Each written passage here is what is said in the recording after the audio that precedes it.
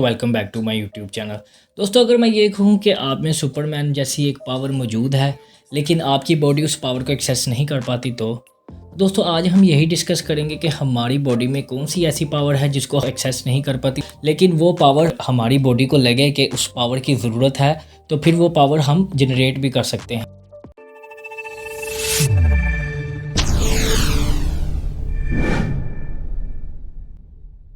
Hello दोस्तों, my name is हमजान दीम and you are watching Kashan aesthetic. Do the subscribe and hit the bell icon for future updates. तो दोस्तों, आपको उस पावर की एक्सेस को रोकने के लिए होता है सेंट्रल नर्वस सिस्टम। जी हाँ दोस्तों, सेंट्रल नर्वस सिस्टम के बारे में आज हम बात करेंगे कि सेंट्रल नर्वस सिस्टम क्या है, सेंट्रल नर्वस सिस्टम का हमारे मसल्स के साथ क्या ताल्लुक है और सेंट्रल नर्वस सिस्टम को हम जिम में कैसे ट्रेन कर सकते हैं।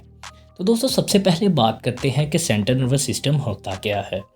सेंट्रल नर्वस सिस्टम हमारी बॉडी में स्पाइनल कॉर्ड्स के थ्रू सेंट्रो छोटे छोटे न्यूरॉन्स हैं जिनका काम है बाहर से इंफॉर्मेशन लेकर ब्रेन तक पहुंचाना और फिर ब्रेन से उस इंफॉर्मेशन को रिएक्ट करवाना। यानी कि जैसे अब ये मैं हाथ हिला रहा हूँ, ठीक है, न्यूरॉन्स के ज़रिए मेरा दिमाग मैसेज भेज रहा है फिंगर्स को रिएक्ट करने के लिए।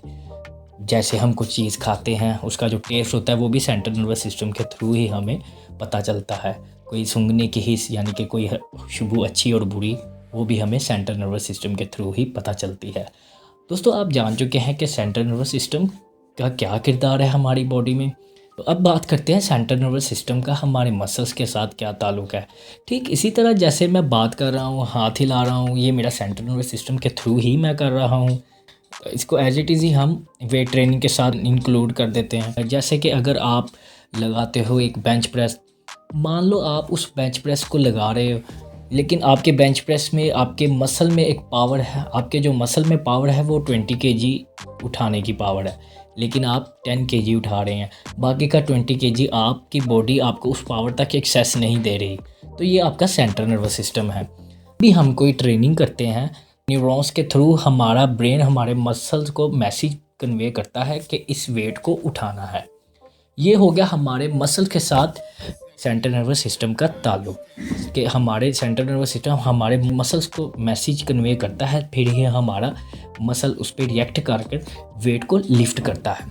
अब हम बात करते हैं सेंट्रल नर्वस सिस्टम को जिम में कैसे बढ़ाएं। दोस्तों, आप जैसे मान लो कि आप 10 केजी लगा रहे हो, आपकी बॉडी के पास एक्सेस नहीं है, आपके मसल में वो जान ज़रूर है 20 केजी लिफ्ट करने वाली, लेकिन आपका CNS उसको एक्सेस कर रहा है सिर्फ 10 केजी तक। अब आपने अपने पोस्चर को सबसे पहले मेंटेन करना है, यानी कि one of the most important role होगा जो वो होगा आपके पोस्चर का। आप कैसे ट्रेनिंग कर रहे हैं, ट्रेनिंग के दौरान आपका पोस्चर क्या है, और आप जब उसको लगाएं आप fully controlled and slow form में लगाएंगे तो ही आपका central nervous system Aahista Aahista adopt होगा। जब भी आपके माइंड को ये लगेगा कि ये वाली एक्सरसाइज, ये चीज़ बॉडी के लिए हार्मफुल नहीं है, तो वो आपको आहिस्ता आहिस्ता उस वेट तक एक्सेस देगा, यानी कि उस पावर तक एक्सेस देगा। ब्लोटेड वाली फूड्स आपने नहीं खाने, आपने पानी का इस्तेमाल ज़्यादा रखना है, बॉडी को डिहाइड्रेट नहीं होने देना। बॉडी को जब हाइड्रेट रखेंगे बॉडी का जो फंक्शन है वो बहुत बेहतर काम करेगा, न्यूरॉन्स का फंक्शन बहुत बेहतर काम करेगा।